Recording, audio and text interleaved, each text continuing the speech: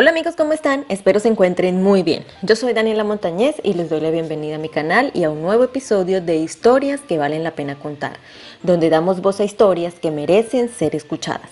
Feliz Navidad para todos, espero la hayan pasado muy bien al lado de sus seres queridos. Antes de comenzar, te invito a suscribirte y activar la campanita de notificaciones para que no se pierdan ningún video. Hoy les traigo una historia que ocurrió en Colombia y recuerden que cada historia tiene su propio valor y su propia lección. Los invito a que se unan a mí para iniciar con esta historia. En el año 2022, en Colombia, las estadísticas de violencia contra las mujeres mostraban una alarmante necesidad de medidas más efectivas para prevenirlos. Y a pesar de los esfuerzos por mejorar la legislación y aumentar la conciencia pública, muchos casos todavía enfrentaban obstáculos significativos. Y es por eso que hoy hablaremos de la historia de Erika Pérez, una mujer que desapareció el 7 de febrero del 2022, cuando salió de su trabajo en Villahermosa, Medellín, y posteriormente fue encontrada el 13 de febrero en el río Medellín.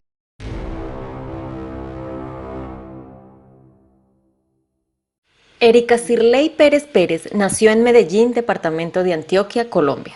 Lo poco que se sabe de ella es que tenía 37 años de edad. Era hija de María Mercedes Pérez y de su padre no se encontró información. Erika tenía un hijo y era madre cabeza de familia. Trabajaba como estilista en un salón de belleza. Vivía con su madre, su hijo y un hermano que tenía una discapacidad. Erika era la única que trabajaba en su familia. Le gustaba escuchar música, bailar y tenía una relación sentimental con Yair Agudelo.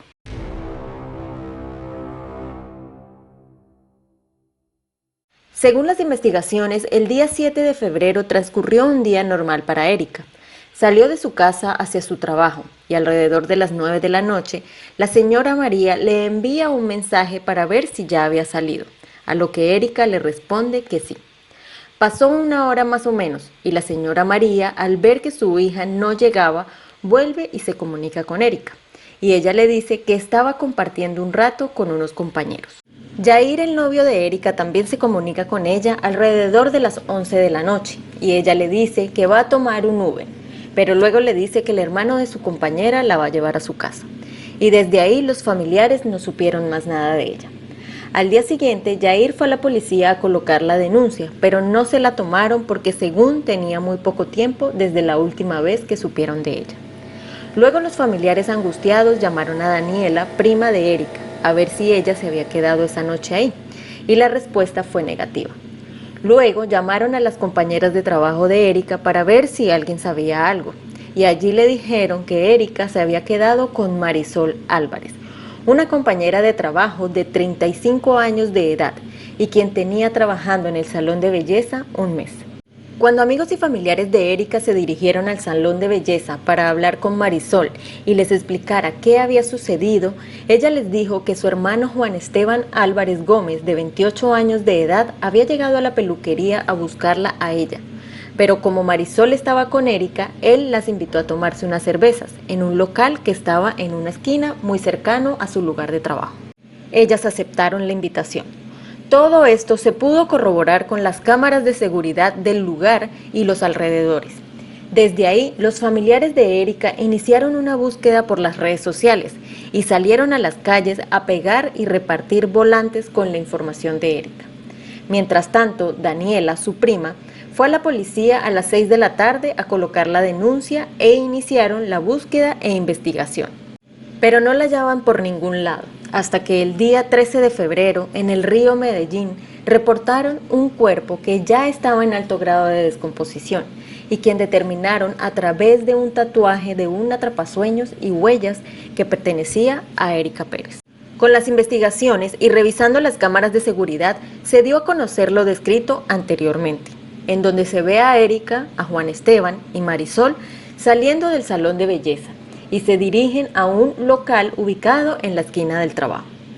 Allí compartieron un rato, pero alrededor de las 9:30 de la noche, Marisol les dice que se siente mal y pide un Uber, y ella se va a su casa, dejando a Erika y a Juan Esteban solos.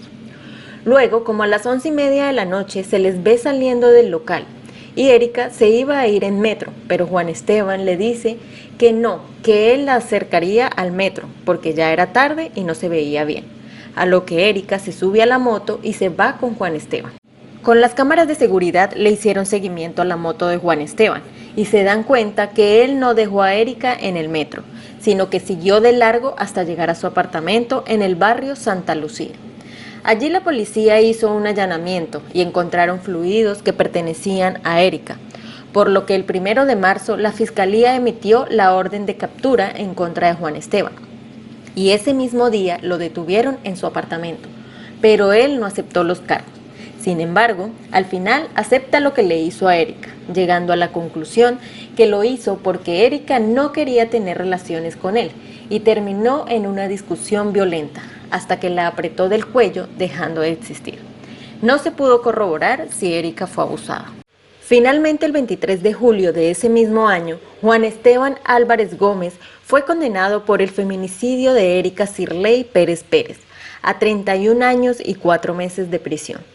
Los familiares de Erika dicen que lo que le sucedió a Erika fue demasiado injusto porque era una persona completamente inofensiva, una mujer luchadora, una mujer que tenía demasiadas responsabilidades, un hermano y un hijo a cargo, y que es imperdonable lo que le hizo Juan Esteban. Y bueno amigos, así llegamos al final de la historia de hoy. Un hecho muy triste y lamentable como muchos otros que hemos traído a este canal. La historia de Erika es un recordatorio trágico de los peligros que enfrentan muchas mujeres en nuestra sociedad. Su caso destaca las fallas en el sistema de justicia y la importancia de una respuesta rápida y eficaz por parte de las autoridades ante las denuncias de desaparición y subraya la necesidad de seguir trabajando para proteger a las mujeres y garantizar que se tomen en serio todas las denuncias de violencia. La memoria de Erika debe inspirar a la sociedad a luchar por un entorno más seguro y justo para todos. Nos vemos en un próximo videito amigos. Si disfrutaron del contenido y les pareció informativo, no olviden darle un me gusta. Gracias por llegar hasta el final del video y por acompañarme en todo este año 2024. Coméntame algún emoji que les guste y también quiero saber sus opiniones sobre este caso. No duden en dejar sus comentarios siempre con respeto hacia las víctimas y sus familias. Tenemos que promover a la reflexión y sobre todo conciencia. Les deseo un feliz y hermoso año nuevo 2025, que sean de nuevos comienzos y esperanzas para todos. Los invito nuevamente a que se suscriban, me ayudarían muchísimo. Que Dios los bendiga a todos y hasta el próximo año. Adiós.